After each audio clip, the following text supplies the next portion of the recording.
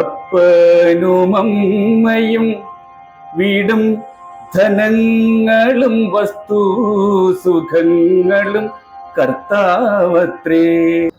എനിക്ക് ഏറ്റവും ഇഷ്ടപ്പെട്ട അല്ലെങ്കിൽ എന്നെ ഞാനാക്കി മാറ്റിയ ഒരു പാട്ടുണ്ട്. എല്ലാ ഗാനമേളയ്ക്കും ഞാൻ പാടുന്ന KS ജോർജിന്റെ ഒരു നാടക ഗാനമുണ്ട്. കാരണം അതിന്റെ മ്യൂസിക് കിട്ടിയാൽ മാത്രം നമുക്ക് അതുപോലെ ആ പിച്ചിൽ പാടാൻ പറ്റൂ. എന്നാലും അതിന്റെ രണ്ടുപേരി പാടാൻ ഞാൻ ആഗ്രഹിക്കുകയാണ്. ചില്ലിമുള്ളം കാടുകളിൽ അല്ലലം പാടി വരും തെന്നലേ തെന്നലേ, ചില്ലിമുള്ളം കാടുകളിൽ അല്ലലം പാടി വരും തെന്നലേ തെന്നലേ. നമസ്കാരം, 20 വിഷൻ ന്യൂസിലേക്ക് സ്വാഗതം. ഞാനിപ്പോൾ പോകുന്നത് വാളകത്തെ അക്കാഡമി ട്യൂഷൻ സെന്ററിലേക്കാണ്. മറ്റൊന്നുമല്ല, ഒറ്റ ദിവസം കൊണ്ട് ഒറ്റ പാട്ട് പാടി സമൂഹ മാധ്യമങ്ങളിൽ വൈറലായ രാജീവ് സാറിനെയാണ് ഇന്ന് പ്രേക്ഷകർക്കായി ഞാൻ പരിചയപ്പെടുത്തുന്നത്. എൻ്റെ പേര് രാജീവ്.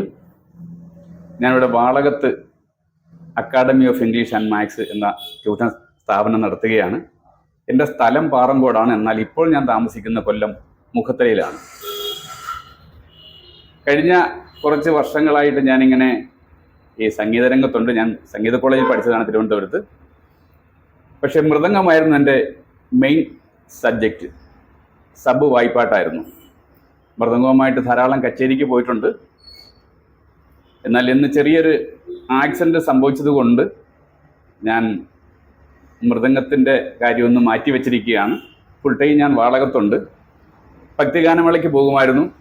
തിരുവനന്തപുരം സരിഗ ഓർക്കസ്ട്രയിൽ ഗാനമേളയിൽ തമിഴ് ഗാനം പാടുന്നത് ഞാനായിരുന്നു ഒരു സമയത്ത്. അപ്പോൾ അതെല്ലാം താഴ്ത്തി വെച്ചിരിക്കുകയാണ്.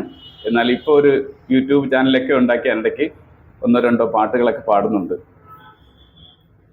അങ്ങനെയാണ് ഇപ്പോൾ ഒരു പരിചയപ്പെടലുമൊക്കെ നടക്കാൻ പോകുന്നത്. പൊന്തിവരും സങ്കൽപ്പത്തിൻ പുന്നശോക മലർവനിയിൽ,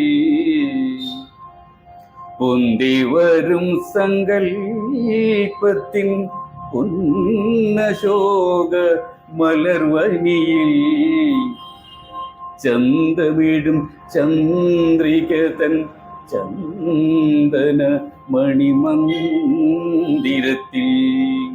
കച്ചേരിക്കൊക്കെ ധാരാളം വായിച്ചിട്ടുണ്ട്. പാറങ്കോട് രമണി എന്ന് പറയുന്ന ഒരു പെൺകുട്ടിക്കും അതിൻ്റെ അച്ഛൻ സദാനന്ദൻ എന്ന് പറയുന്ന അദ്ദേഹത്തിനും ഞാൻ കച്ചേരിക്ക് മൃദംഗം വായിച്ചിട്ടുണ്ട്.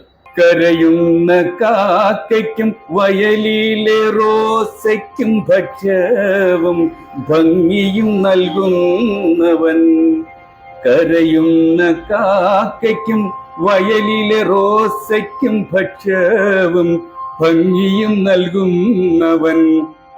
എൻ്റെ നാട്ടുകാരാണ് എന്നെ ഈ രംഗത്ത് ഉയർത്തിക്കൊണ്ടുവന്നത്. എൻ്റെ എന്നിൽ കലയുണ്ടെന്ന് കണ്ടെത്തുന്നത് തന്നെ എൻ്റെ നാട്ടുകാരാണ്. അതോടൊപ്പം എൻ്റെ ജ്യേഷ്ഠന്മാരും എൻ്റെ കൂടെ ഉണ്ടായിരുന്നു.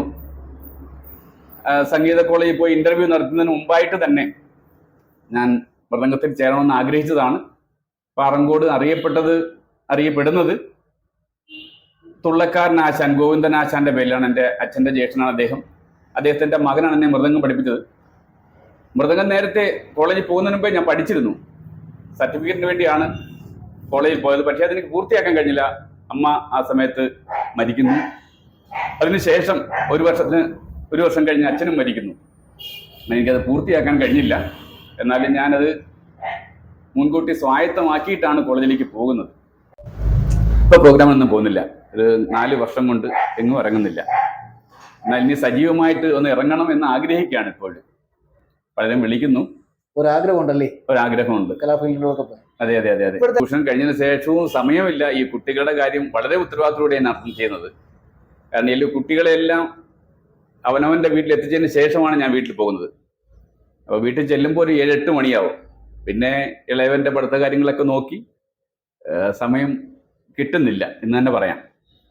അല്ലിമലർക്കാവുകളിൽ പല്ലികളിൽ ഊയലാടും തെന്നലേ തെന്നലേ, അല്ലിമലർക്കാവുകളിൽ വല്ലികളിൽ ഊയലാടും തെന്നലേ തെന്നലേ, വെയിൽ നിന്നു വിളയാടും നിഴലില്ല നിലമാണ് നിവരാനും നേരമില്ല തെന്നലേ, ഇളവില്ല വേല ചെയ്തു തളരുന്ന നേരമാണ് ഇതുവഴി പോരുമോ നീ തെന്നലേ.